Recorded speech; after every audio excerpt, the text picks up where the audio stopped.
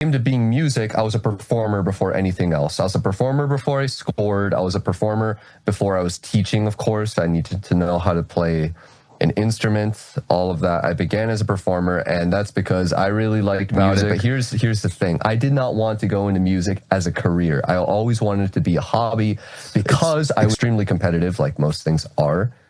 But no, it did not ruin. I'm very glad I took the leap, and I don't regret it one bit. Yeah. So yeah, when you have that feeling like you're withering away at every moment, I mean, especially in the last few years, I've had many, many unexpected health hurdles I never thought I'd ever deal with, especially at a young age, that just pounce at you out of nowhere. It really presses you to just start doing things because you feel like you're against the clock. And it'll happen for a lot of reasons. And I was talking with someone about this earlier. It could be out of just pure envy, because what happens is that in whether they want to be self-conscious of it or not, and eventually, if you take their word for it and you kind of throw them a bone, you become one of those things that happen to them. It's more common than you think.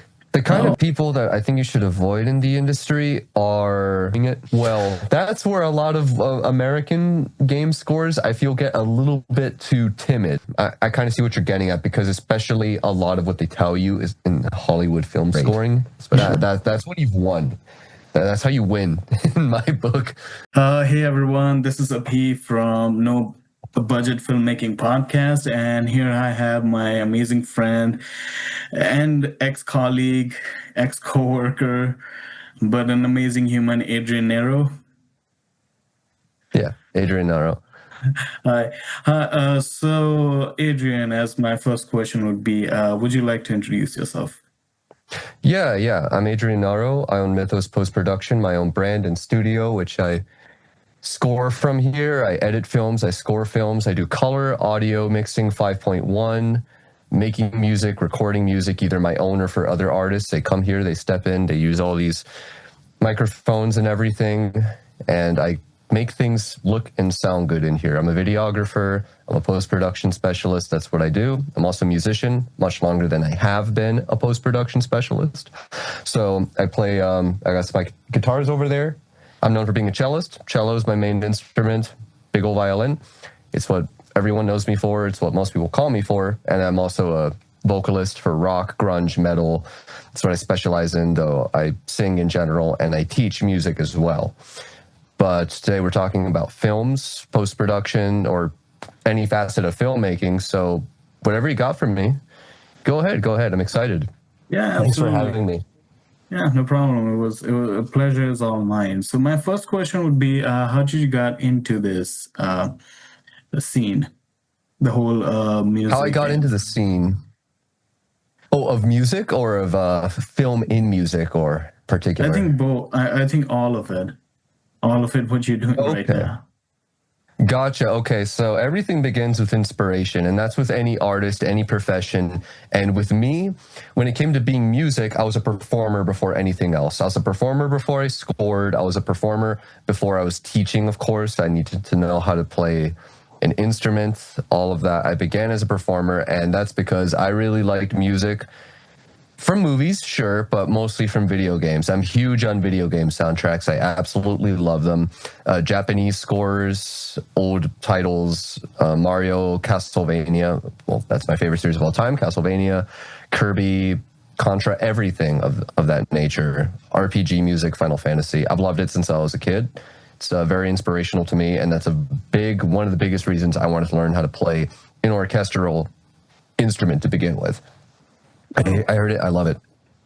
Oh, that's amazing. So what was the first push exactly? Like, how did you got to take it seriously? First push. Well, I really liked it. I got into music school in middle school. That's when they actually offered classes for music. My elementary schools did not do any of that. There was a program there. I began with a strings class, and the catch was you didn't really get to choose what instrument you wanted to do. You could try to go for it. All the slots were out for violin, which is what a lot of people don't know this. I originally wanted to play violin. I put out a slip of paper that said the number 3 on it. It was almost like a raffle situation, and I ended up with the cello. And to my short-lived disappointment. I ended up loving it. And the more I played it, I would stay in lunch all the time in the music room, just playing cello, learning all the music I like, aforementioned earlier, by ear. And then in time, that's when I got more and more serious about it. But here's the thing. I did not want to go into music as a career. I always wanted it to be a hobby because I was afraid. I was afraid that if I went into music as a career, I would end up hating it because it becomes work, right? Yeah. So that's when I was not originally a music major when I went into college. I was undecided, and then I was in computer technology, computer science, because that's what my brother does. It's what my dad did. It's more of a family thing. But I didn't enjoy it. It was very difficult. That's not the reason I stopped. I mean, nothing worth doing isn't hard. I just didn't enjoy it. I'm not a coding person. I'm not really that kind of puzzle solver. I just don't like coding. I would be pretty miserable, I feel, if I continued to do it. I think it's a very good skill to have. It's very cool, but it's just not for me. So then it came down to music again. That's the one thing, because obviously if you asked me, what would you want to do for a living if you were able to make a guaranteed living? Nothing's guaranteed, but if you could, it would be music. But again, I did not want to ruin that for myself of the one of the only hobbies I actually enjoyed.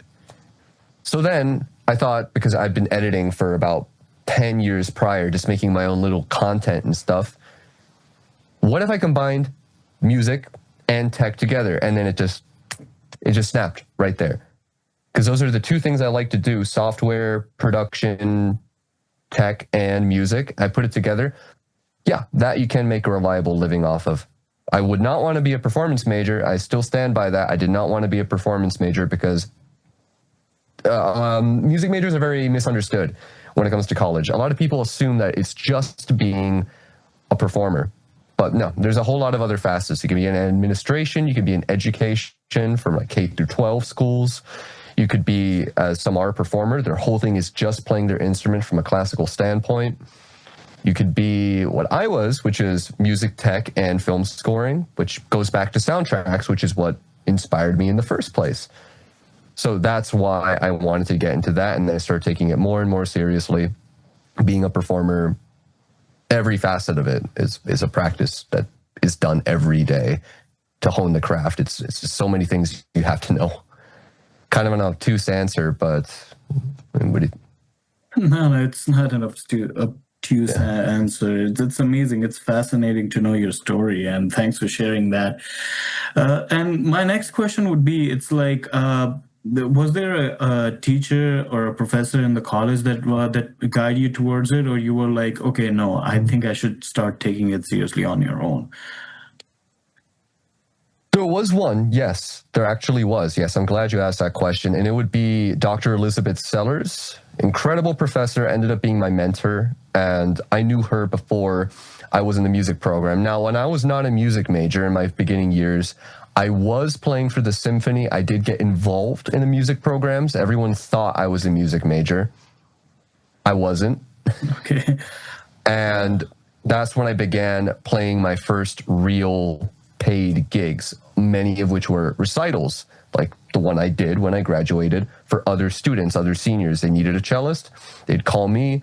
Sellers would refer me as well. So I worked with her a lot before I came to be a music major.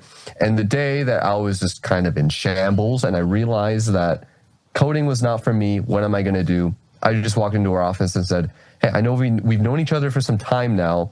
We've been in this weird juxtaposition where I'm not a music major, though many people think I am, whatever. That doesn't matter. I want to be part of this. I'm taking the leap. It doesn't matter anymore. And there was a lot of very heavy-hitting moments in life that pushed me to the decision, because it made me think time is just going too fast. Everything is too quick. I need to make a decision. What would I want to be doing with my time? And then I just said, I'm taking the leap. Doesn't matter. And it just went from there. And she was a big part of making me want to go into the program. If I had a bad experience with her, that would have been definitely more on the discouraging side, I feel. just on an impression basis. But no, she was great. I would say her, Dr. Elizabeth Sellers. Mm-hmm.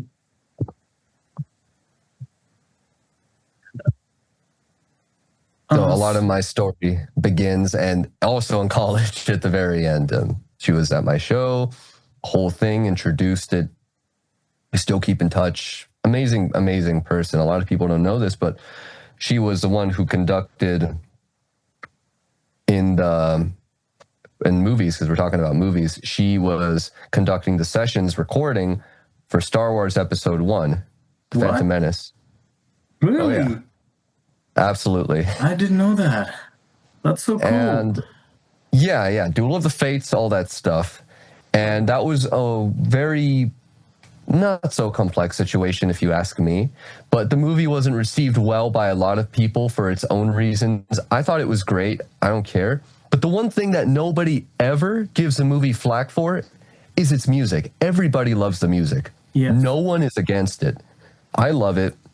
That's one of the things that it could have been the worst movie ever. The score still would have been great. So I tried to tell her, hey, you should press this more about yourself because that's an amazing thing. But it's like, but the movie didn't do as well. It doesn't matter. The score was something else. It was something special. Yeah. And so what changed after when you took the leap and started doing it? Did it break the illusion for you, or was it hard, and was your worst fear came true? Like you said, I wanted to keep it a hobby so that I won't ruin it. So did it ruin in the end a little bit, or no?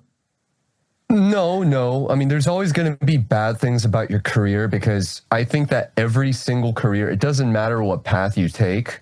This is the realization that I had. It doesn't matter what career you do. You're going to have some misery at some point. It's going to stem from some certain things, but you want to be doing the thing that makes you the least miserable. It's a very glass half empty way of looking at it. I just want to do the thing that makes me the least miserable. But when it boils down to it, it's what it is. No career is ever going to be a cakewalk. This one hasn't. There's been a lot of deception involved, a lot of things I wish I'd been taught, a lot of things I wish I knew before I started any of it. Some of it is of no one's fault. It's extremely competitive, like most things are. But no, it did not ruin. I'm very glad I took the leap, and I don't regret it one bit. I wouldn't go back at all. Yeah. There's some things I wish I knew, but no, I'm very glad that I went into the thing that particularly inspired me. And even if I didn't do well, I could at least say, I went for the thing that drove me from the start to like this.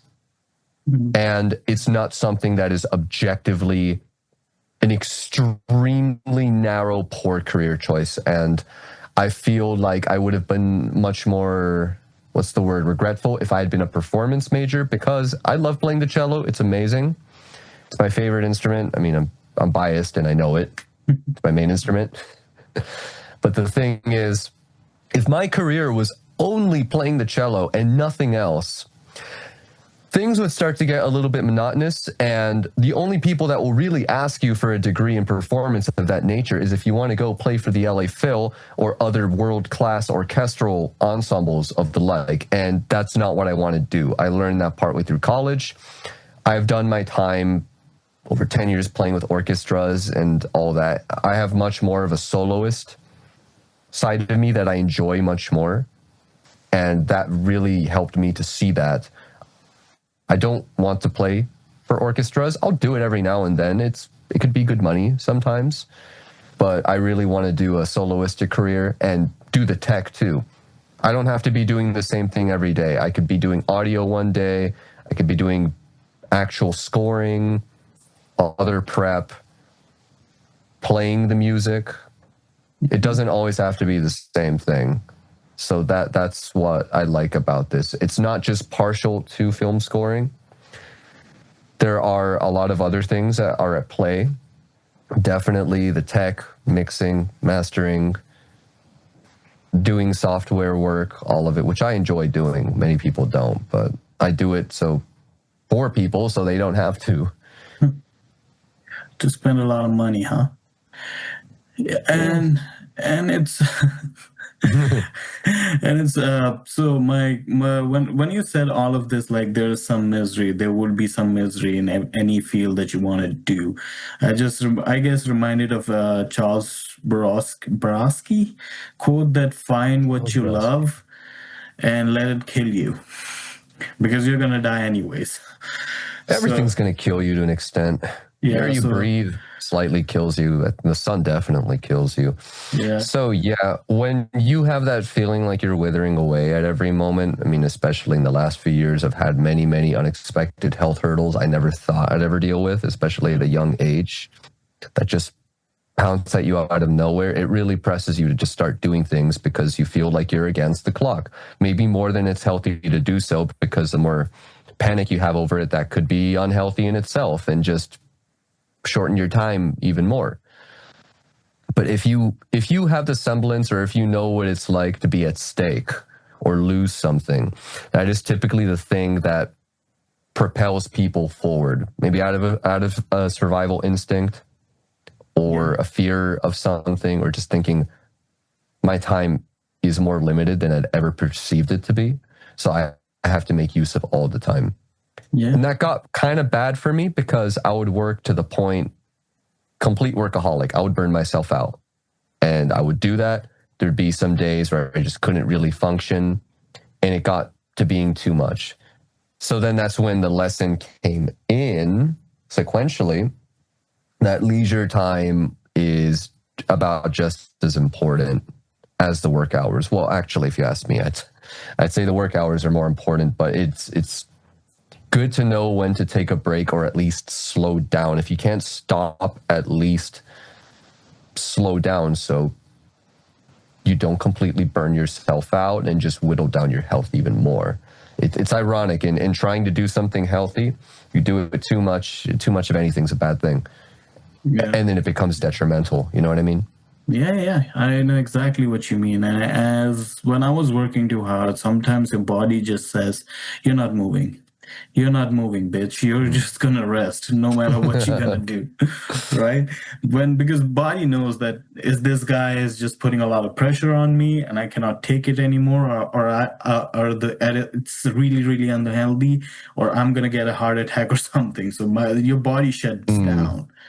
Your body just don't move at all. So that's why I was like, okay, at least now I am a little bit conscientious about when that point comes, what that point is near. So I take a step back and do something that I like, especially karaoke. I love karaoke. It's a skill. It's a skill knowing how to absolutely deter yourself from going too far off into the deep end, even if you think the productiveness, you need to maximize it. And that's sort of a mindset that LA, I honestly feel, promotes, which is not very healthy. It's almost self-destructive, where you have a need to feel that you have to be productive all the time, every second, every minute, every hour. And that's how I functioned for many years. I would not stop at all. And it hasn't been getting any easier, especially with illness and some age and other things. You can start to feel it happening. And it is difficult to actually know how to slow down when you need to, because your brain is saying no. Your body is saying no, I can't take it anymore, but your mind keeps telling you you have to press on either way. Yeah. But you can't kill yourself that way. Yeah. So I had a couple of questions about what you answered before. Yeah, shoot. One of the ones was that when you say you should have known some things about deception and everything, and I had another guest, our friend Matthew Lombardi. He said the same thing. He didn't like that the people were dishonest and the people were a little bit jealous and other things. Did you felt the same way? Absolutely. Many cases with many people, I'm afraid. And that's just something that happens to seemingly everyone in this industry, which I love Matthew, by the way. He's incredible. Very, very great guy. But yes, and it'll happen for a lot of reasons. And I was talking with someone about this earlier. It could be out of just pure envy, because what happens is that in a place is competitive. This is one of the most competitive just slots of land on the planet. It's LA. Everyone's got a big dream. Everyone's got to do it. And they feel like everybody is in their way. All of us are in each other's way, even if we collaborate. And some people just think that way and compare themselves to other people. And they just can see someone. And here's where the wicked irony plays in. They could see someone and think, look at all these things that they have that I don't. And they think this even when sometimes that's not true. Those people could be in a much worse position than themselves, but they don't know that. They don't know that. You never know with some people. Everyone's battling something. Yeah. But they compare themselves, they get envious, or they see you as a threat, and their first thing is they want to see you fail. They want to see you get pulled down, maybe not by their hand, by other means. Or some of them, they just kind of have an eye on you, and that's where social media definitely plays a big role in how people interact with each other now, which is not the same as it used to be, where some people they'll have their eye on you. They'll have their eye on you because they want to see what they're up to. Like, what's my competition doing? Should I counter it? Should I copy it? They won't say shit to you. They won't say anything. They're just kind of there. You're just kind of there as a guinea pig to them. And that's just kind of a predatory, territorial way of monitoring all your competition. And I think everyone does that to an extent, whether they realize it or not. Some people do it to a very, very, very, very vindicative level, and they want to see you fail. They want to see you drop. Some people, they ask you to collaborate. It's not always for the right reasons. And I've learned that the hard way. No. If you don't mind, can you give me an example, like what happened, without dropping any names, of course? Oh, yeah. Well, I've had a time when people have canceled projects on me and jumped with another person without telling me anything, just complete lack of communication, or not wanting to pay me for certain things. They will just try to run with it, take advantage. And if I try to be kind or give people extensions on things, they will run the full mile and pass the line, just habitually stepping over every line possible, not keeping boundaries. Or one who, this was one of my first, I had gotten someone into a whole project that we were collaborating on, and he was eventually given a position of power, and that doesn't sit well with some people, especially when they're insecure. They get any form of power, they're gonna go off the fucking walls with it. That's exactly what happened. And I said, good for you. Go do this thing. Make things better for us. And it made things a lot worse for us. Yeah. I've had that happen. Some people lie. Other people go, and who I've worked with that I try to call, they tell me, don't worry, I've got you. We're going to do this gig one way or another. And they're completely out of contact. So what happens is I have to go and call them. And I'm just ringing them up saying, hey, where are you? We got to rehearse on Wednesday. We got to do a thing. Mm-hmm. And they see it as an invasion of privacy somehow. Well, that's not my intention at all. Or especially sometimes if it's, they see it like, are you being creepy? Are you trying to like get in my zone? It's like, no, I'm just a firm believer of getting things done, and we agreed on something, and I need you for this.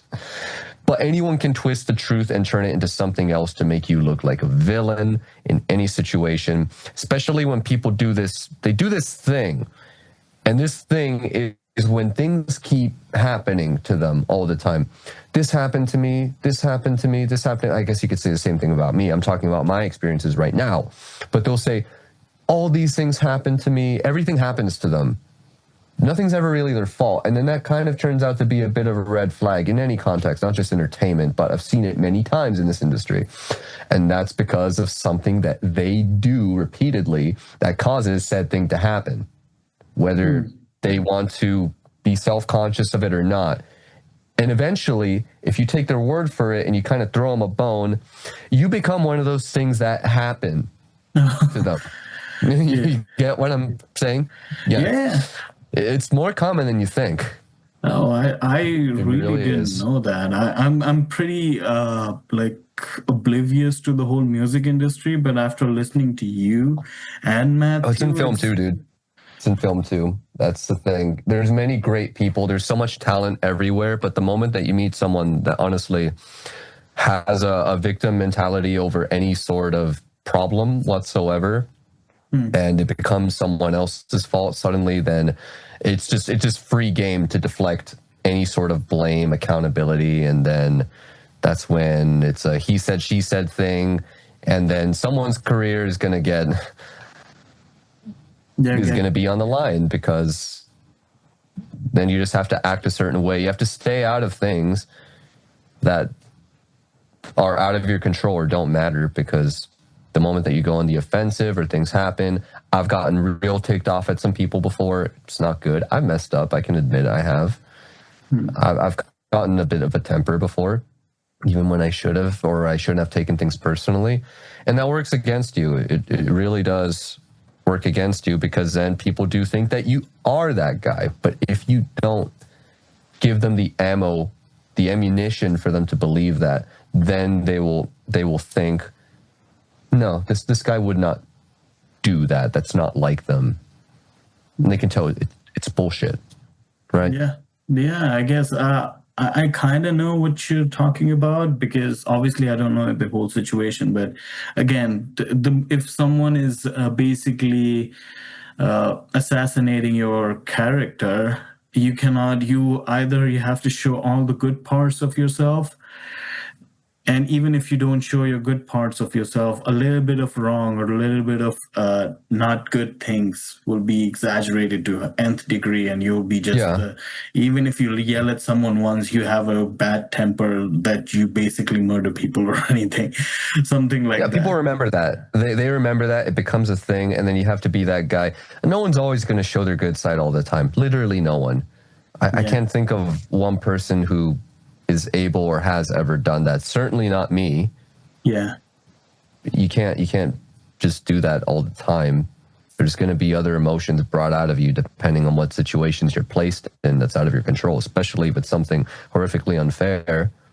mm, You're yeah, going to feel a certain way about it. You're not going to be this chill ball of sunshine all the time. Some people are able to kind of give off that persona. I commend them, because I can't do that. I cannot put up a smile all the time when that goes on. I struggle with that.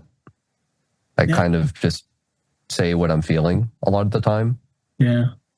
No, it is admirable, to be honest, because if you want, again, if I want a criticism, like honest criticism, I will come to someone like you who will tell me the truth, who will not say that, okay, you look Hmm. stupid in this scene, or you that idea is ridiculous, right? Because that's the one we need. Okay, again, we only have like 10 minutes left. So that's what we need in life. But again, okay, one thing I want to move forward to is like, what kind of, after all the bad experiences, you, and I forgot to ask this to Matthew, I will ask him eventually if we talk again, is that what kind of people do you Hmm. think we should avoid? Obviously, people The are kind different. the kind of people that I think you should avoid in the industry are, well, to state one, the ones I already talked about, the ones who things are constantly, seemingly always happening to them in this constant pattern, this very readable pattern where some of this is of their own, is just a product of their own action. That's one. The other people that I think you should avoid are the ones who want to micromanage everyone like crazy, or try to cut corners. If you're working with too many corner cutters, that leads to a thing where you're not really going to make a good product. It's not going to stand out. Sometimes you have to, when you're starting out, you have to work with some corner cutters because you just need to get something on your resume. But what you want to have on your resume and your portfolio are things that look and sound cool. And sometimes it's not always in your hand if a project is going to come out that way, because you can only do your job. So unless it's a one-man job, a one-man vision, a creation of your own, if it's a collaborative project, which you have to be a part of, that's non-negotiable, you're going to have times where you have to work with those people. But if you're past the line of that, of people lowballing you to do stuff that at the end of the day gets very subpar, you can start holding yourself to a higher standard, because getting off the ground is the hardest part. And once you do that, you have every right to kind of pat yourself on the back and say, no, I think I'd rather not put myself through that. And I've run into a lot of those people where those projects kind of end that way and result in some development hell midway. So you really have to think, what is this worth to me? Should I work with these people? Know your self-worth. And lastly, I think this is an obvious one in entertainment, but the ones that you definitely want to steer away from are the ones that are just in it to cause drama for everyone else. There's always someone who somehow is not occupied enough, and I think this is a product of boredom, when they just need to start shit between everyone all the time. I've seen this very often. It's oh, they did this, or maybe it's a passive-aggressive attempt to shortcut murder someone else's career as a means to remove competition. I've seen many people try to do that. Oh, so basically the gossipers too, they're part of it. Yeah, those that gossip too much. I mean, I'm not trying to do that in my own right now. These are just my own experiences, what I have seen, clockwork patterns, but yeah, those that are kind of always out for the juice of everything. It's just like, who has time for that? Yeah. Who has time for that? Also, people who want you to get political about everything, because at the end of the day, we're not political science majors. We are filmmakers, we are musicians, we are entertainers. That's what we can do. There's a lot of stuff that goes on in the world that should not be happening, and it's a horrible thing, but we cannot really do a lot about it. So if there's anyone who is trying to shame you for not yelling about that stuff all the time, or they themselves are doing that all the time, that can kind of get you a bit guilty by association. Or they can try to pull you down because it's a whole belief thing. But at the end of the day, you're fighting your own war. You can't really focus on another one all the time because you're physically, financially, mentally not able to. I don't know how people have time for that. That's a big no for me in this thing. Is there stuff that happens in this country or my own country that pisses me off? Yeah, absolutely. I wish I could change it, but I have to set my priorities first and not impose them on other people more than anything, because it's a waste of time. Huge waste of time. Yeah. Also, everyone shows their belief in their own sense, right? For someone, it's posting about it on social media. For example, if I'm an animal rights advocate, I can either post about it in social media, or I can physically help people, or either I can do other things. I can write a play. If I'm a filmmaker, I can write a play about it and show it to the world that, okay, this is how we should treat animals. So again, I personally think if you have a belief, you should not impose it, either religion or political or anything. I agree. You should not shame if anything, anyone. if someone wants to make their career a sort of a message as an artist, then that goes in the art.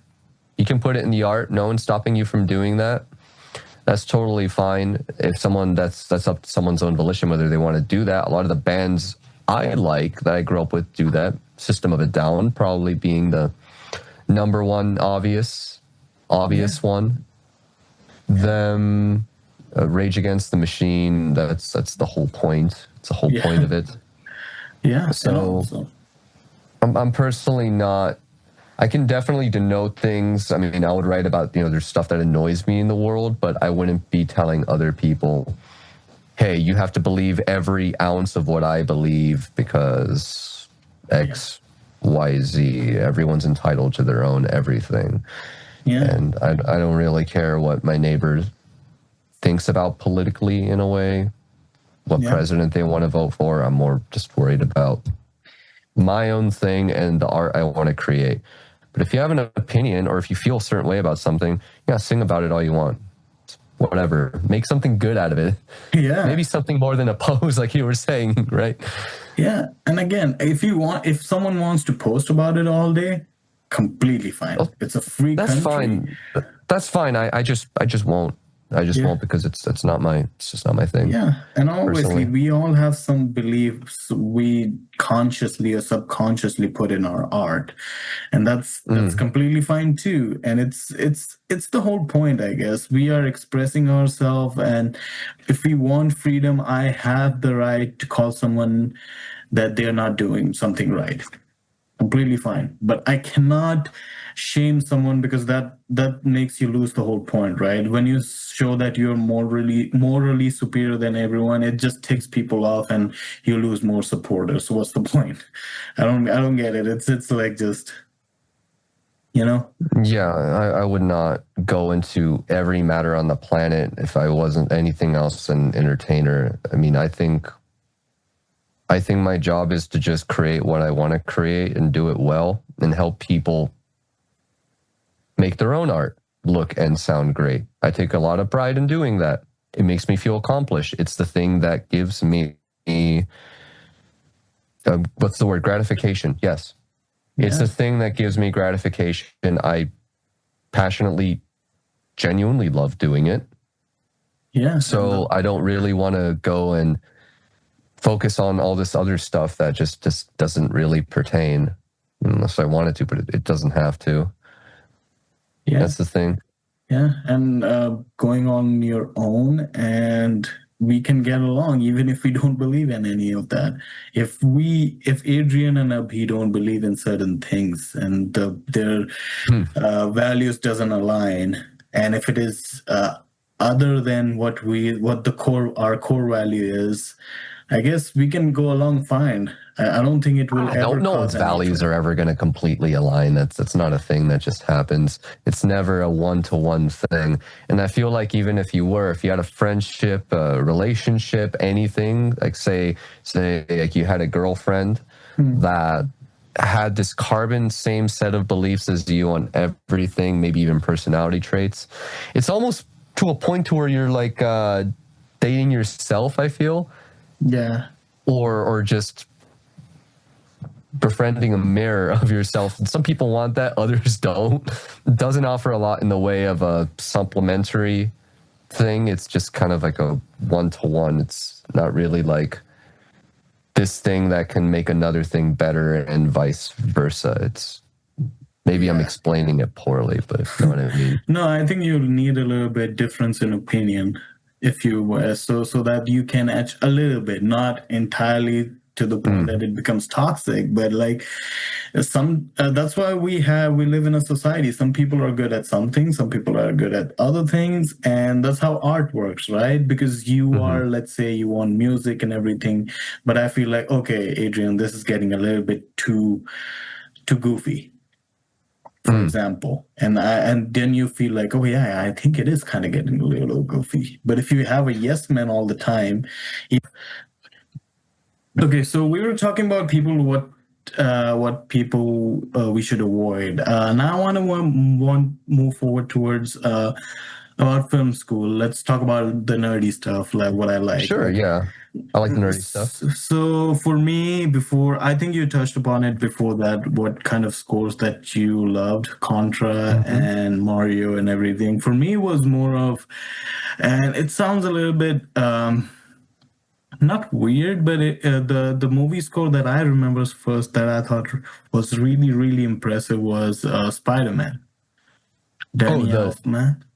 Raimi? Yeah, Raimi Spider-Man. Yep. Yeah, it's not bad at all. No, it's really good. It was really good. Yeah, there's some good stuff. I personally think the second movie is my favorite.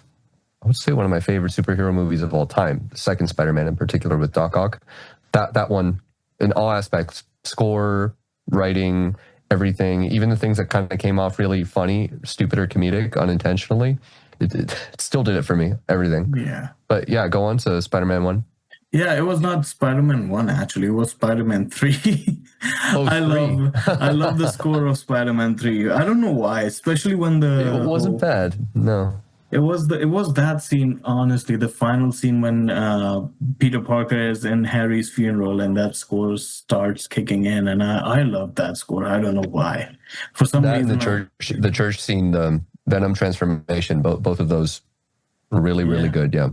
Those are the more memorable parts for me. Yeah, and also obviously I was a kid, but the Dark Knight score, Dark Knight. loved Oh that yeah, Batman. score. Yeah. Well, that's The still Dark, beloved. Absolutely, yes. yeah, the Joker theme, my favorite. I was feeling every, Hmm. even though it went a little too long. Obviously, I'm not complaining, but it was amazing. It was It's the amazing closest the score. Joker's ever had anything to a psychological horror theme. When you actually listen to it, especially just isolated on its own, it's very uneasy. It's made to make you feel uneasy because this guy is unpredictable in a whole lot of ways. Very witty, very funny, very unpredictable, but you can never tell what he was going to do.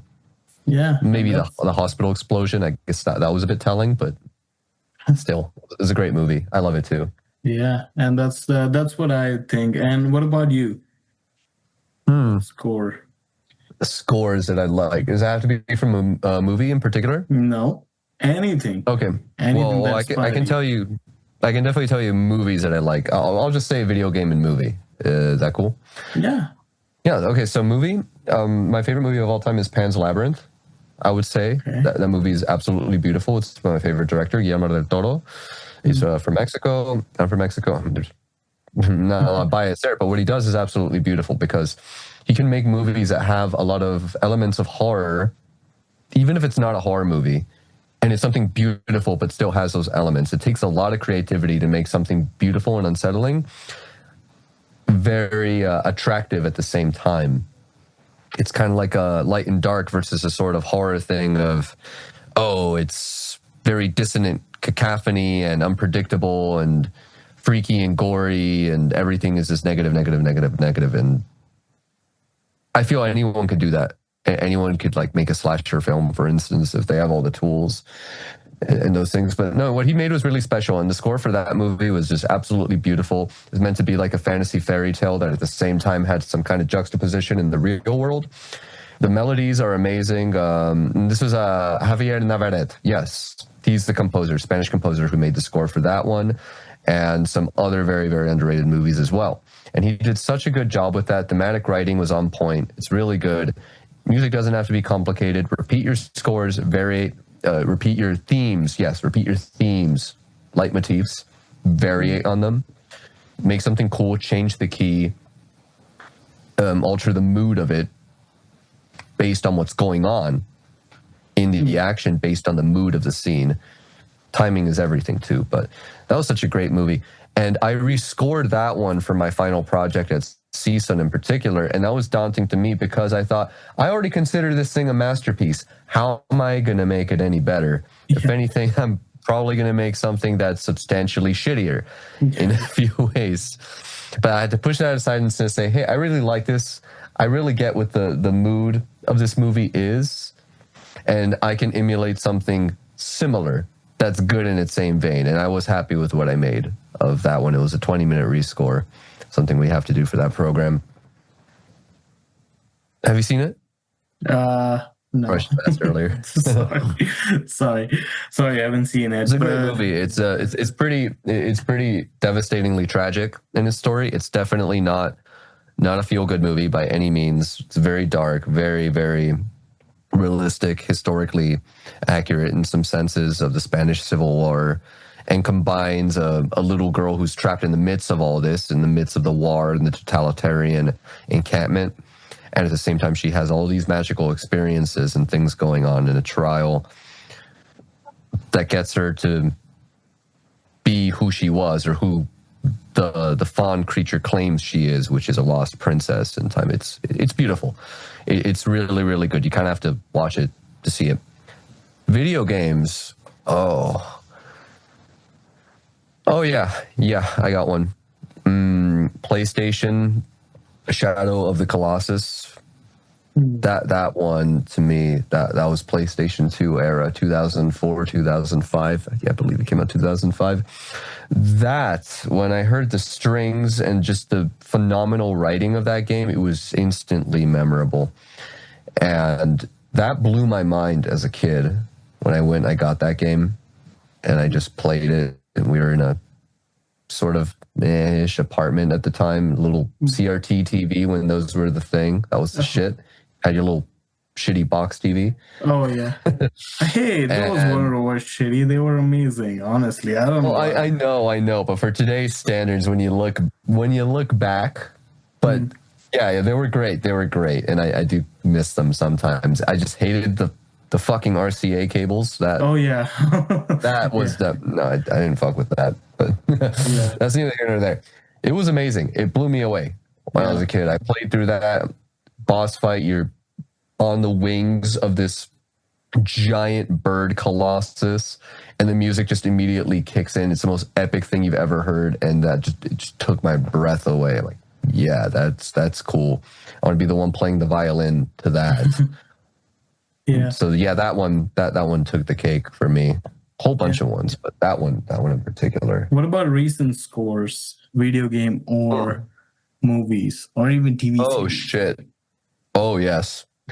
Okay, movies. That takes a little bit more thought for me. The movies. Like the Dune. Dune, it was all right. I liked some cues from that movie. I did watch Dune Part 1. I'll be honest, I have not seen Part 2 yet. But I did like what I heard of Dune Part 1. I don't think it was the craziest thing ever, or as people kind of made it out to be. I'm really thinking of movies I've seen recently, because I haven't seen a lot of recent movies, if I'm being honest. What about video games? Like I like God of War Ragnarok, or the one before that. I forgot the name. God of War 3. It was just God of War. Yeah. It was just called God of War. Yeah, it was Bear McCreary. He made that score, and I think he did a really good job with it. I haven't played either of them. I'll be honest. I haven't caught on to the new God of War, or what Santa Monica's making next, but that's the thing. I was pretty okay with what I listened to. A lot of Western. Here's how I feel about a lot of Western game scores. Yeah. Especially in American-made games, they try a little too hard to sound like Hollywood underscore sometimes, which is kind of meant to sound more like background wallpaper music. You know what I mean? You don't notice it all the time. It doesn't stick out to you, but it's just kind of there. And what I noticed is that music in games from other countries, I mean, Japan, goes off the walls. The music in a lot of games goes so ridiculously hard that it's not trying to just be a movie. It could have cinematic elements, but it just hits in such a unique way that it just elevates everything. It elevates the scene so much than just kind of being like, oh, epic music in the background and orchestra. It's like I've heard that a million times, But orchestral soundtracks, you asked me to cite a recent game, which I think is an absolute masterpiece. This one is easy. This one is absolutely easy. I was just playing it a little earlier. Today's my day off, and I was hopping more on it. Is a Clair Obscur Expedition 33 from France, actually. It's a French game. And there is no way this game is not winning Game of the Year, man. It's insane in every way. Story, beautiful. Writing, very clever. The music, that is what does it for me. The characters, voice acting, everything is top notch. I have not seen a game absolutely just knock it out of the park in a long time like that. It's some lightning on a bottle, dude.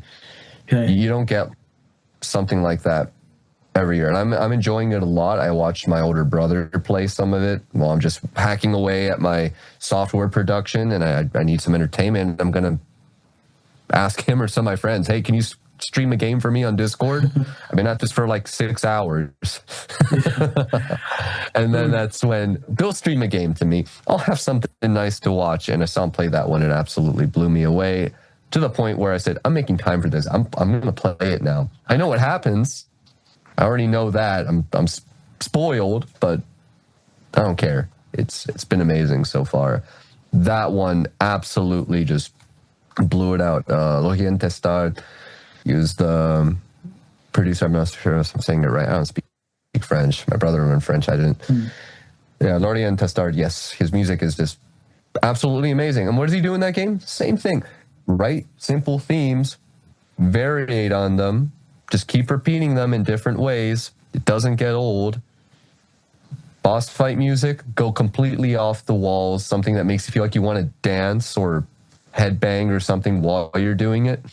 That's where a lot of American game scores, I feel, get a little bit too timid. They don't go into the full thing. It's supposed to support whatever's going on, but it doesn't absolutely go off the walls. And I kind of like it when it goes off the walls. I think it's because of the philosophy that we need to have them concentrate more. It's the cutscene where we can go crazy, but while playing it, we cannot. I think that's the philosophy. I'm not sure. But yeah. I kind of see what you're getting at. Yeah, I kind of see what you're getting at, because especially a lot of what they tell you is in Hollywood film scoring, especially when I was in classes, don't overdo it. You don't want to overtake a scene, sort of thing. And nowadays, a lot of crowds will very much encourage you. They will praise you for doing that, for making something that sticks out so memorably. And that's why Danny Elfman definitely got big. In his time, he's one I'll definitely cite for that. You've heard his scores, right? Yes, I loved his score. The classic Batman. He was in Avengers, if I'm not wrong. He was the one in Spider-Man. Yeah, he was. So Sam Raimi's Spider-Man, and he was in... I'm forgetting one more. Edward Scissorhands. He was in every Tim Burton movie ever. So that was that. That, and also more recently Wednesday, the soundtrack of that. Yeah, he did that. Yeah, I believe the second season's being directed by another, but Tim Burton had the reins on the first one, and naturally, Tim Burton and Danny Elfman just go together so well since Nightmare Before Christmas. Always have. What they make just kind of, it's like peanut butter and jelly, dude. Yeah. It's really, really good. Yeah, and same that's with the thing. Hans Zimmer. Hans Zimmer? Yeah. Okay. I'm on and off on some of the scores. It depends. And that's where, I won't say much. People are they're gonna kill me for my opinions. No, why would they? You should tell us about what do you think about Hans Zimmer. Because, I do like plenty of his scores. Inception, that's the one. That's the one for me. Yeah, Inception is really good. That one is always kind of stayed in my head. It's excellent. Pirates of the Caribbean. I'm saying it right. I got in a debacle the other day on whether it's Caribbean or Caribbean. It's just how I learned the word. Yeah. I don't know. Spanish is my first language. But Pirates. Yeah, and Pirates, he goes off the wall too sometimes. He does, yeah. Ludwig Göransson has been doing the same thing, and he's kind of like being seen currently as a sort of successor to what he's doing, because we had John Williams. He's like the king. Yes. He cemented so many things. And then we had Hans Zimmer in the whole Renaissance, especially in the 90s, Lion King. And then we have Ludwig Göransson, who's taken to sweeping all the awards. And I heard his score on Tenet, Christopher Nolan, and that was just so cool. I would listen to it. There's some scores that will sound absolutely uninspiring and just kind of like wallpaper if you listen to them without a movie. But if you can make a score, here's the catch. If you can make a score that sounds amazing and you want to listen to it, even if you're not watching the movie or playing the game, that's how you've won. You could listen to it in any context and you love it still. Yeah, that's how I feel about it. There's still some underscore that you probably shouldn't overdo. It really depends on the context of the material. But if you can do that, if you can make music for a soundtrack that you would want to listen to on a bus ride, you're not even watching the movie, you're not even doing the game, but it makes you think about it, and you're like, this hits, this is great. Yeah. That's what you've won. That's how you win in my book. Yeah, but I think for me it was the Sun Lux score for Everything Everywhere at Once. And that was good. That was good. In Another Life, I listen to it almost every day because it's so soothing. And Another Life. Oh, I haven't watched that movie. I haven't listened to the thing either. So I can't say much on that one. But tell me about it. Yeah, it's just a sweet score. It's so bittersweet that you just can't help but just listen to it. And same thing goes for James Newton Howard and Hans Zimmer score for Kung Fu Panda. I said the same thing with The first one, right?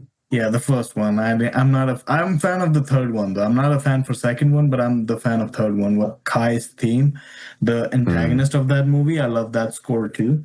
But See, yeah, it that's what I was hear everyone saying because honestly, I've only watched the first and the second. I haven't seen the third one. I know it came out more recently. I think, was it last year or 2 years no, that ago? was I know it's fourth. 23, 24. That was fourth. Kung Fu Panda 4, and I would Oh, well, I still say haven't seen the third one. yeah, the third one is better, My bad. but the first one is the best one, and the third one's Hmm. theme is amazing. The villain's theme is amazing, and the fourth one is Mm. forgettable. Let's just say it. The whole movie is Gotcha, forgettable. gotcha. The only good thing about it is the cover, "Baby One More Time" by Jack Black. That's the only thing that is memorable about that movie. To be honest, seen that movie and I don't remember anything in that movie. So that's That's what it showed. wild. I didn't even know that they covered that in there. I mean, I have to watch it still. Again, I've only seen the first and the second one, though. That's a pretty good take Hmm. on them. I do have to watch the third one. And then I suppose I'll watch the fourth one as well. Yeah. People say they have a lot of good things always to say about Kung Fu Panda. It was a good movie. I definitely watched the first one good numerous times when it came out. I think it was 20. I forget the year, but Yeah. man, it was great. It was really good.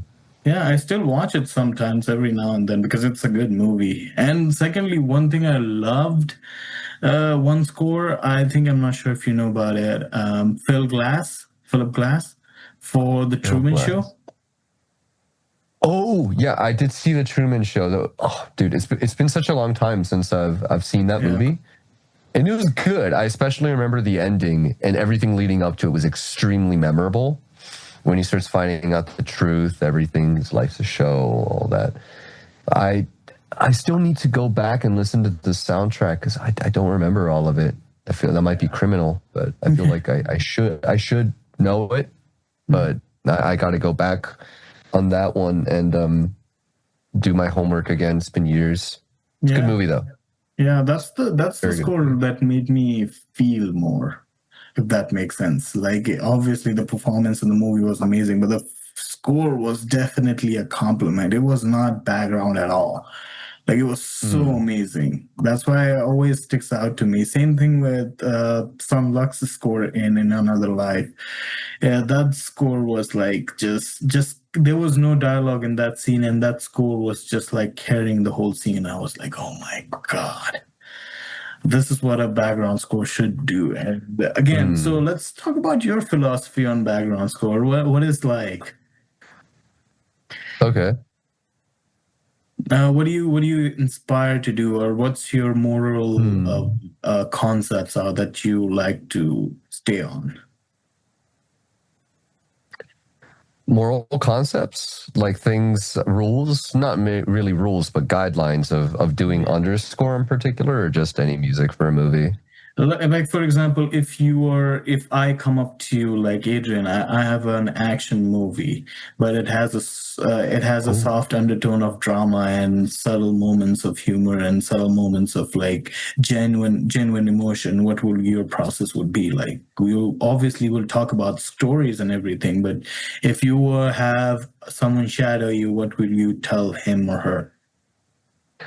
Well, the first thing is a spotting session would happen. I'd get the whole rundown on everything, but I'd say, show me what you got. And the first thing that comes to mind is what I'm going to try to pull off. And then from there, the other thing would be I would ask, show me some music that you like. If you could put a song in this scene, if it was totally up to you, if you could put a temp track in, we do call those temp tracks, what would you put in this scene?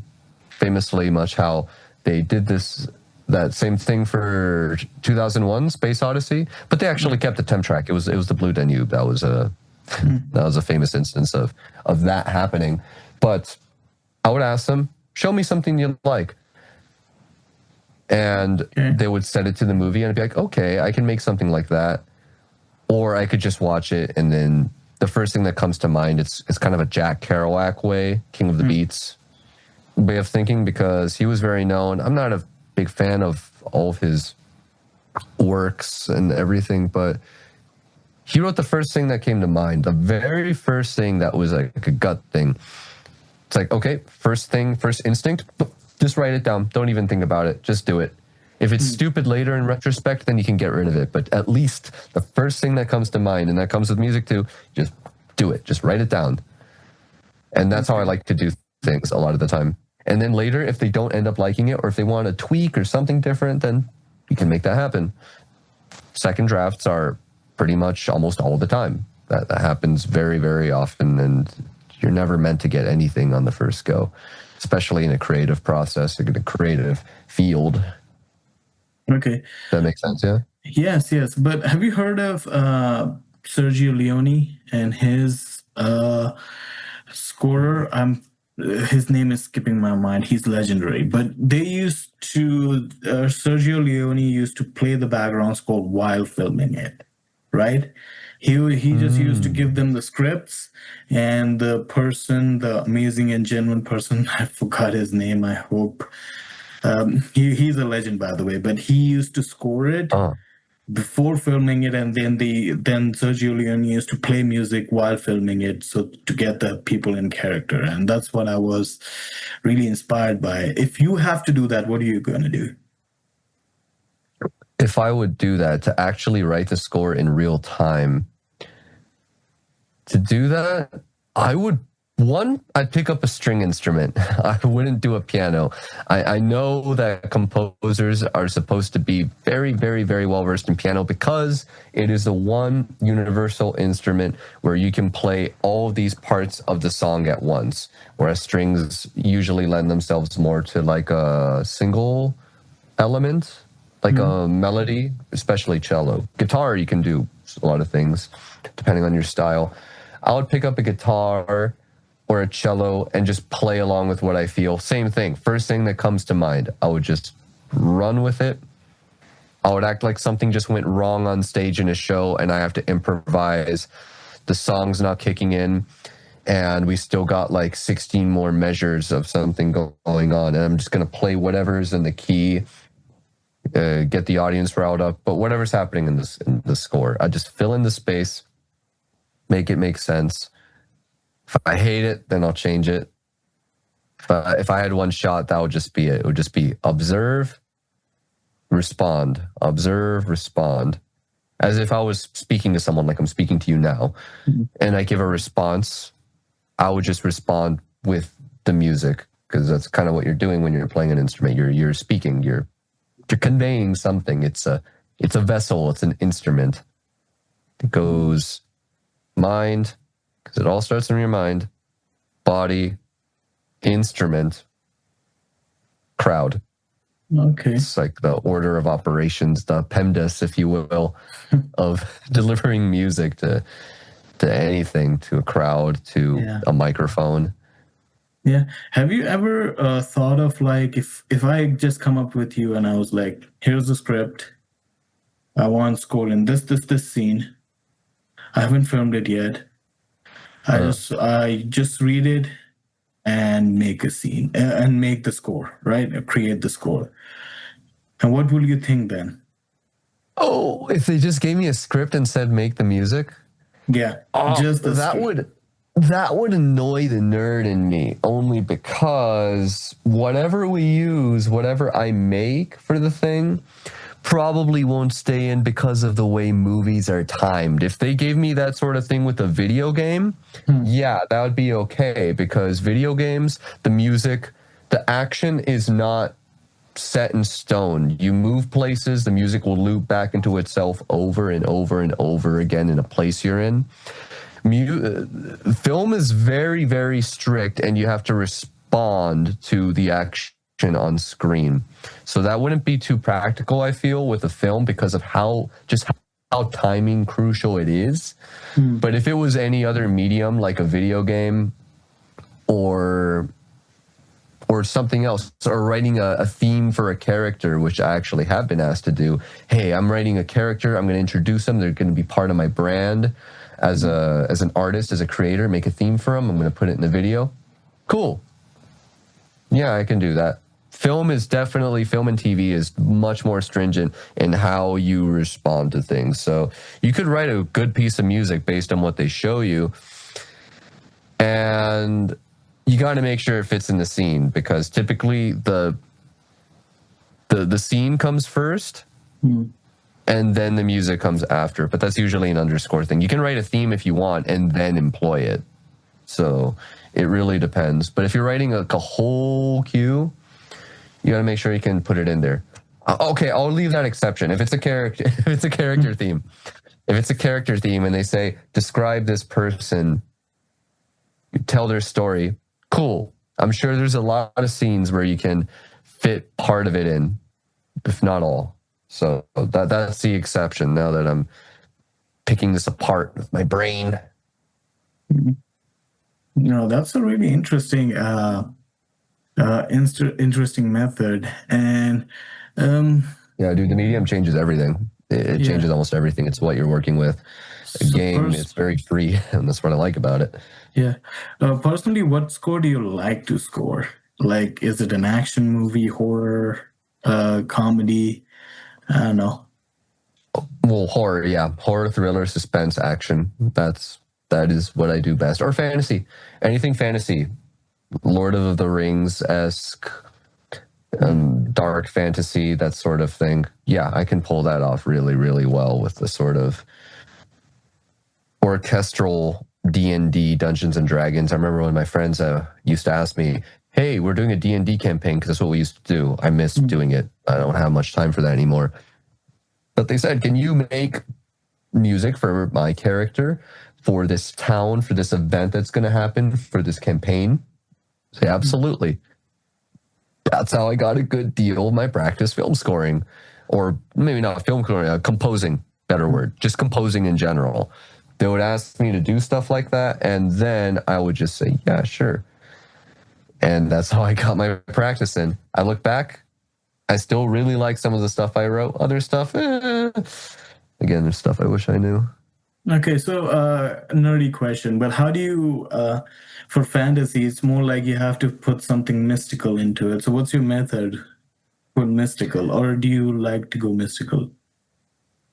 Mystical, I mean, it depends. It really depends on the thing. If there's magic going on, there's a lot of instruments that convey that really well. The harp is the first one I think of that comes to mind. The harp lines. I mean, you've played Zelda, right? Please tell me you have. Maybe the Great Fairy Fountain, when you go in there, dun, dun, dun, dun, it's all harp, and it sounds very, very majestic, very, very mystical. So that's the first instrument that comes to mind if we're thinking colors, if we're thinking palette. Okay, but to be honest, and don't get me wrong, in my head, when the word mystical is being spoken, the first thing comes to mind is the Harry Potter theme by John Williams. Okay, yeah, which is really good. It's very memorable. Yeah, I don't remember what instrument they used, but that was the one. I can tell you. I can tell you that is a cellist. Cellist? Yes, yeah, it's a cellist. It's kind of like a piano that kind of sounds like a music box. It works more on a bell chimey basis, but it's not your traditional piano. That's what they're playing. It's a cellist. Dun dun dun dun dun dun. Yes. But it functions much like one. We did do a concert, I remember, in college. It was John Williams themed, and we did have that out, and we did have one of our heads was playing the cellist for that, which is the instrument. That was the one. Oh, okay, yeah. Yeah, bells, chimes. Yeah, bells, chimes, cellist. That's how they do it. But yeah, that's what they did. A lot of people don't know that. So yeah, thanks for letting me know. It was an amazing score, and it's again John Williams, our savior and God, who started all of this, and it's amazing. Even his Superman score, man, they still refer to it to this date. Yeah, that Superman score just proves one thing about John Williams, and I make fun of this definitely to my students when I teach them something in music, because we got all of music is in metrics, right? You know, quarter notes, eighth notes, 16th notes, 1 E and a 2 E and a 3 E and a 4 E and we got triplets, triplet. You probably heard an epic score. Dun dun dun dun dun dun. The triplet 1, It's a very, very commonly used rhythm. And John Williams loves the shit out of those, dude. That Superman theme just proves it. And Star Wars 2, what was it? Doom, bum, triplet one, one, triplet one, one, triplet one. Same Superman. Bum, ba, da, da, triplet one, bum. He just loves those. It's a very fanfare. He likes writing his fanfares. Same thing for Indiana Jones. He loves writing fanfares. They sound great. They're very iconic. They have those very similar elements, clockwork pattern wise across all of them. It's a recurring thing that he just does. And it works well. It works well. Yeah. And it helps me because that's how I teach my students what a triplet is. Yes. No, I just put on the Star Wars theme. You've heard this before? Yeah. Listen. There you go. It's perfect. Yeah, and honestly, whatever he does, he can literally clap and it will be music to our ears. John Williams, right? John Williams he's amazing. He really is. He's a legend. And obviously, I think it's the same thing, right? People catch on to it. It's so easy to grasp, right? That's the best part of like the music industry, especially scoring, is that it can elevate the movie and we can relate to it, and it's become part of our childhood. So that's the best part of scoring anything, I believe. Is that you? What gives you gratification when you score a movie? When it elevates the movie's theme so much that this scene could not be as impactful as it is without it. Or you listen to that song and it makes you think about that movie. It makes you think deeper about it. It makes you think about your own experiences, how you relate to it, which I could definitely attest for with a lot of game soundtracks that do that with me. If it broadens your mind that much and makes you feel that emotion so strong more than the action going on screen or in game or whatever ever could, that's what makes it count. That's what's gratifying to me, especially when I compose original music for anything. Or I say I want to cover this because of how much I like it, and I do that quite often. So my profile, I'll do like a cello cover. It's great for content and all that stuff. You wanna replicate or think on what you like, and that inspires you. It's inspired me. Everything everyone does, it just comes from a well of inspiration. I have my own. It's a mixture of different things, and then I just kind of meet it out my own way. Same with John Williams. Same with every artist that kind of ever was. Yeah, and it is. Yeah, I like John Williams. Yeah, understand. John Williams. I saw him 2 years ago. Yeah, I believe it was 2 years ago at the Hollywood Bowl with Gustavo Dudamel. Oh, but yeah, he was lucky you. Kicking great for his age. He's really good. Yeah, I hope he stays. I hope he lives forever and keeps scoring. I don't know. It is a little bit selfish, but I hope he lives forever and keeps scoring. And I hope in the next Spielberg movie he scores again. But yeah. And wins another Oscar. We still study his scores in school. That's what we did. We would do score studies of his things. So, I mean, that's just already a living testament that his stuff will continue to be seen as an exemplary for a long time. Yeah. We're already doing it, and he's still alive with us. So yeah, I hope. That must be pretty cool to see. Oh, hey, my thing is now as a medium of education. You know, it's wild. Yeah. I couldn't imagine. Yeah, anyway, I don't know. Yeah, we can talk about him forever and it will still be not enough because he's such a great guy. Any other projects that you're working on that you want to mention here? Other projects? There's some that I really want to share or that have been done.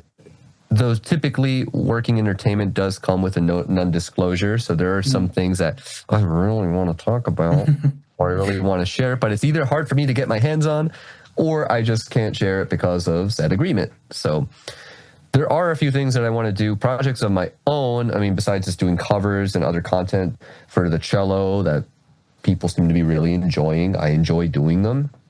I'm making more of my own original music. Hopefully next year I can release my debut album of just me, my music, my songs. Another project as well just doing all the music that much like the film stuff is things that just inspired me. And in my case, it's definitely big into metal, horror, symphonic soundtracks, kind of a dark fantasy sort of thing, dark cinematic, and industrial music, all the dark and dreary stuff that I never got out of the phase. It's just, it's not a phase for me. No, but what horror movie score that you got inspired by before ending the episode? Oh, horror movies. I like some horror movie scores. Obviously, The Exorcist, Alfred Hitchcock's Psycho. Those are really good. I mean, those are like super classic. They've been denoted a million times. Halloween, Friday the 13th, Nightmare on Elm Street. A lot of the older stuff of that nature. Though I would definitely have to say much of my horror, and this is just leaning more from my bias in video games, a lot of my love for horror scores comes directly from video games, notably Silent Hill, Resident Evil. Say that. Dead Space. Yeah, exactly. I'm a huge fan of all that stuff. They typically have a thing where they convey a whole lot more than just creepy strings or weird noises to freak you out. It's more than that. There's a lot of beauty in them too. What about Until Dawn? Though I will go back to movies. Oh, sorry? Until Dawn?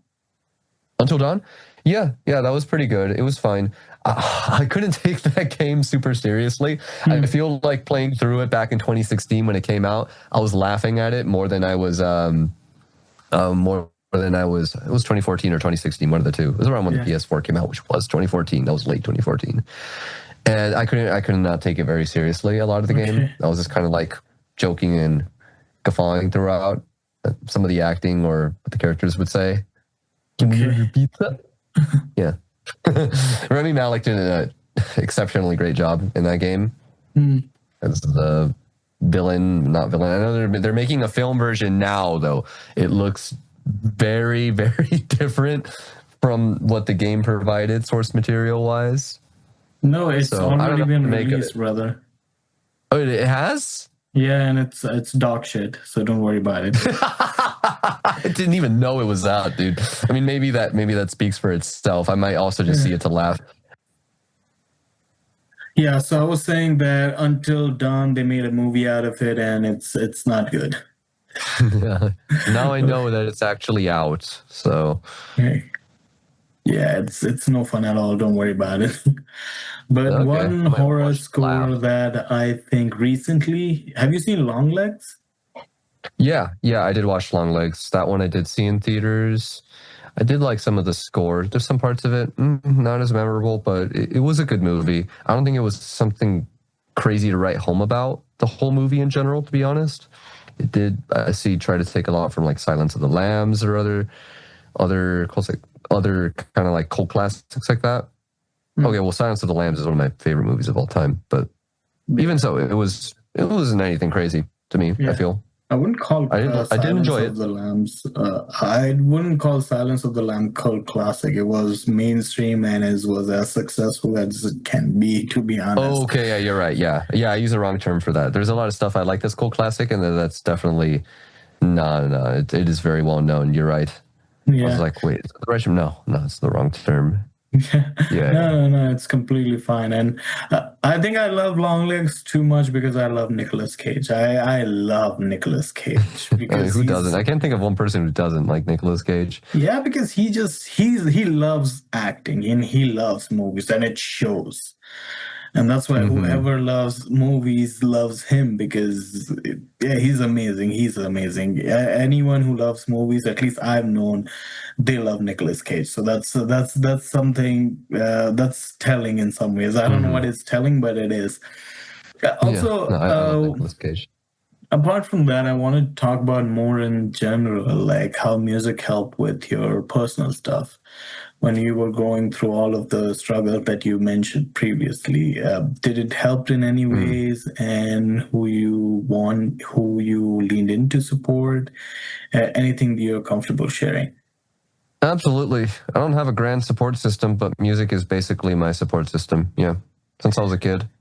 Oh. A lot of different hardships growing up.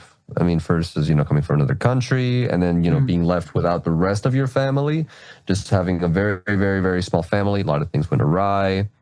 It's been a lot of changes over the years, a lot of loss, a lot of betrayal, other things like that. And a lot of the music that I listen to, particularly just the angry stuff, all that we loved from the 90s, the 2000s, Linkin Park, Korn, all that. It's helped me through all of that for sure. And it made me think like, oh, if I ever gave up or stopped being at some point, I couldn't enjoy this anymore. And I really, really like this stuff. I would want to make something like this at some point myself of that nature. And that's kind of what drives me to keep going forward, that I still have things to create because of this stuff that inspired me to create it in the first place. Yeah, so it was a great motivator. That's beautiful, man. Thanks for sharing. Thanks so very much for sharing. It is. And how would that suck if you're like, man, this is all lame and I want to go and just end it all tomorrow. You wouldn't be able to listen to all that cool music anymore. Yeah. You'd be real hung up on whatever your last song would be, the last thing that you'd want to hear, the last song you want to hear, you'd probably want to listen to it 1,000 more times. Yes. Yeah, it keeps you going. Keeps you going. Yeah. And I hope no one goes through that experience ever again, that they're thinking about ending it all. I think no one deserves to feel that way. And I would, I'm no expert, but I would always suggest reach out, or if not, find something to do. And the will in us, and we are resilient and more resilient than anyone can imagine. So our resilience definitely surprised us all. I think it has surprised you as well sometimes, right? Yeah. And that's the thing too, is that the world would be a much more depressed place than it currently is if we did not have music. If we didn't have any of those arts, or what a lot of people claim that this isn't a real career. They're like, get a real job. You probably heard that saying before. Yeah. I'm like, oh, be a doctor, be a lawyer. And while those things are important, yeah, there's no doubt about that, to the infrastructure of society. It's like, what do you do when you come home from your job every day? What do you do when you lie on your couch? You watch TV, you watch a movie, you listen to your music. That was made by people. That was made by artists. Very, very, very hard work. Yes. So it is a real job. It really is. And the world is in a very dire place right now in general, and people are depressed, people are upset about it. But if we had nothing to turn to, if we had no artistic, none of this to even get an escape or something to help push forward, yeah, things would be way shittier than they already are by 1,000. Yeah. The art's why people want to preserve things. Yeah, that's how. Sorry to cut you off. You're saying something? No, I'm good. You can go ahead. Yeah, that's what I was saying. That's what unites us all, like music and movies. That's why we connect to each other almost all forever, right? And it's the best thing ever. Before we leave, anything else do you want to mention that you want to talk about before we leave? Any note? Not really. Any workout regime? Workout regime. Yeah, working out does help a lot too. I like to work out. Though of course the most important thing is just all the music, all the post-production, all the career goal. But it's just a struggle trying to excel at so many things in life. You can't have it all. You can't do it all. You have to just pick the things that make you happiest and make you feel the healthiest, and that make you not miserable, things that relieve stress from you that you can alternate off of, because you do one thing for too long, you're going to get tired of it. And that just goes for everything. Yeah. You can't do one thing for eternity. Maybe there's a rare person who can, but I certainly couldn't. You have to step away from some things. I love this studio. It's amazing. And I would not take back all the years that I put into creating it and the things that I have created using it. But there's sometimes when it's just too much and I have to go and do something else for a bit, because you can't just keep you can't just keep grinding the same stone forever. some breaks and intervals. Intervals are important. That's what I'll leave off with it. Intervals are really important for anything you do. And I suppose we talked about this earlier, but do the thing that makes you the least miserable. You're going to have your downs in your career. That's inevitable. You're going to have your downs in life. I certainly have, but you're doing the thing that at least brings you the most gratification. You won't feel an ounce of regret down the line, even if things don't really turn out the way you want them to. Yes, absolutely. And there'll be some worth to it. Yeah, and in the meantime, in between, find something that doesn't. Even if you're taking break, you can do something healthy or something enjoyable, as always. And that's what life is. Do boxing, do workout, do karaoke like me, because I'm a better person than everyone. But yeah, and sorry, I had to do that. Damn it. No, I do karaoke too all the time. Yeah, karaoke and line dancing. Why not, right? So it was. You got to keep your stage presence. Yeah, and I really want to thank you. It was a wonderful conversation, and in the meantime, we would love to have you again. Again, your Instagram and Adrian's Instagram and other thing he wants to share, we'll link it down in the description. And please check it out. Check out his Instagram, and he's a magician in cello. By the way, thank you. It was good. Being on here and doing this whole thing. I appreciate the invite. This is great to do. And some other time, I would be willing to give more insights, opinions on other garbage that flows out of my mouth, whatever. No, don't say that. Come on, man. I'm joking. I like being asked things and I like giving answers. It's very open-ended. I have an answer for everything. Sometimes obtuse, sometimes straight to the point, but yeah, I like this. We need in life. Hopefully, we will get you and Matthew in the same podcast. It would be really fun, I think. Yes, let's do that next time. Absolutely. Yeah, absolutely. Okay. Have a good one, man. Have a great night, and hopefully, I'll see you soon. Okay. Absolutely. Keep in touch. And thanks all for listening, watching, tuning in. Bye.